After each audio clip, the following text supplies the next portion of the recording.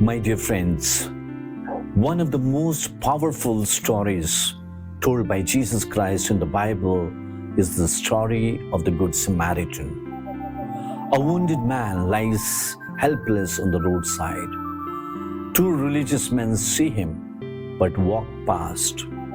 A stranger stops, cares for him, and saves his life. The story is not just about kindness. It is a mirror for our lives and also for the church, particularly during this season of Lent. Jesus tells the story of a man traveling from Jerusalem to Jericho. On the way, robbers attacked him. They beat him, took everything he had, and left him half dead on the roadside. Soon a priest came along the road. He saw the wounded man, but he passed by on the other side. Then a Levite, a religious worker, came. He also looked at the injured man, but walked away. Finally, my dear friends, a Samaritan traveler came by. At the time, Samaritans and Jews were not friendly with each other.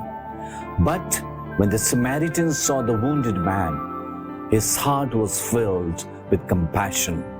He stopped his journey. He cleaned the man's wounds, placed him on his own animal, and took him to an inn.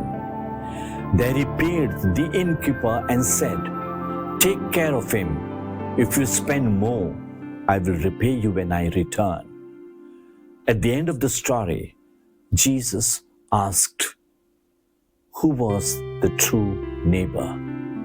The answer was clear: the one who showed mercy. My dear friends, what is the deeper meaning of the story? This story teaches us something very, very important. Religion alone is not enough. Position or title is not enough. What truly matters is compassion in action. Faith must become love that serves.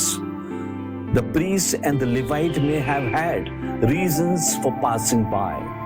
Maybe they were busy rushing to do their daily rituals.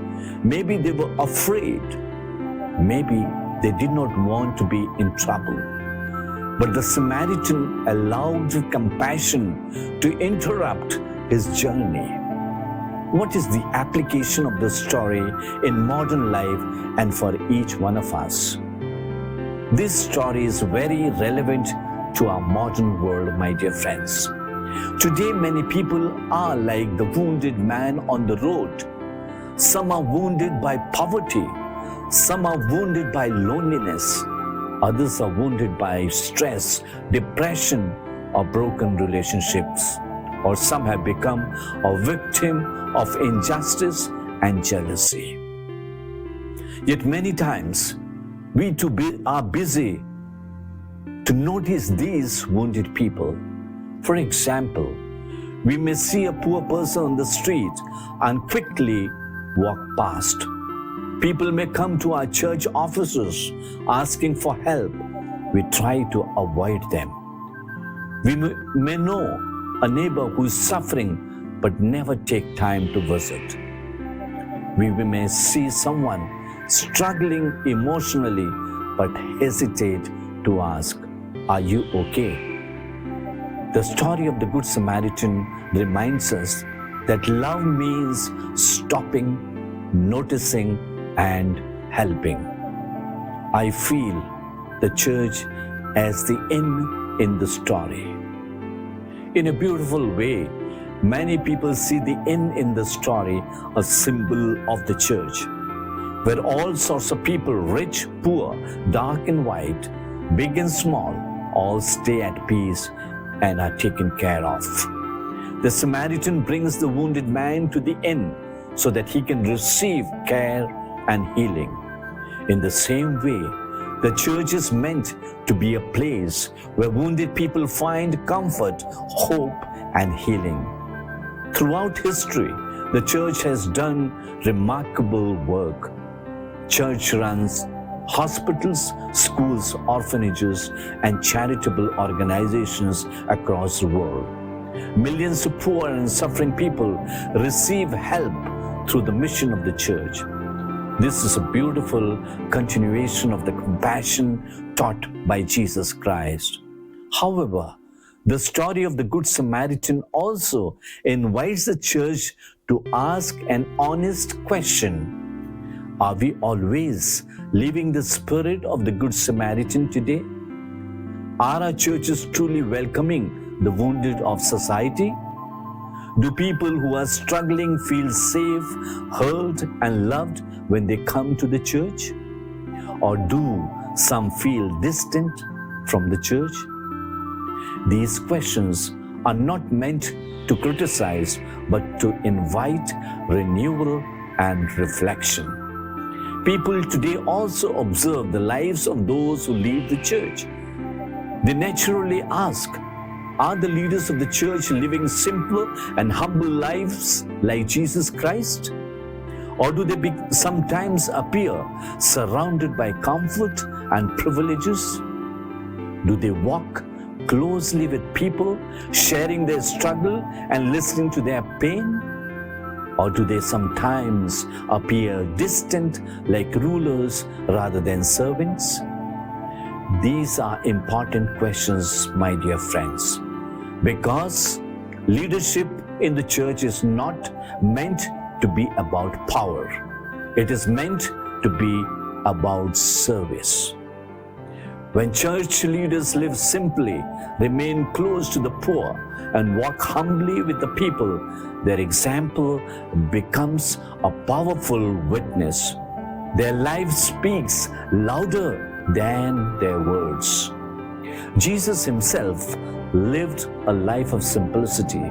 He did not live in palaces. He walked dusty roads. He spoke with fishermen, farmers, widows, and the poor. He touched the sick, comforted the broken-hearted, and welcomed those whom society rejected.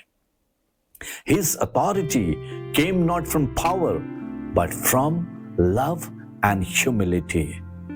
This is the true model of leadership the gospel presents.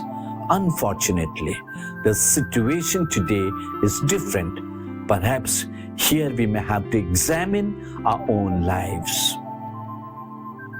But the mission of the church does not belong only to priests or religious leaders or shepherds. The church is all believers together. Each one of us is called to become a good Samaritan in daily life. In our homes, workplaces, and communities, we can bring kindness and compassion. Sometimes even a small act of care can heal a wounded heart. The wounded traveler in the story still exists today. He may be a poor person in our neighborhood. He may be a lonely, elderly person. He may be a young person struggling silently with pain. The question asked by Jesus Christ still echoes in our world. Who will be the neighbor? Will we pass by, or will we stop and show mercy? If the church, both its leaders and its people, live with humility, simplicity, and compassion, it will truly become the Good Samaritan for the modern world. And through such a church, the wounded of the world will find healing and hope. The world does not only need more words, the world needs more Good Samaritans. Maybe God is calling you and me to stop, to notice, and to show compassion. My dear friends, if this message touched your heart, please share the video with someone who needs encouragement and love today, so that together we can spread hope, faith, and the message of love taught by Jesus Christ to more people around the world. Because sometime one message of compassion can change our life. Thank you for watching the video.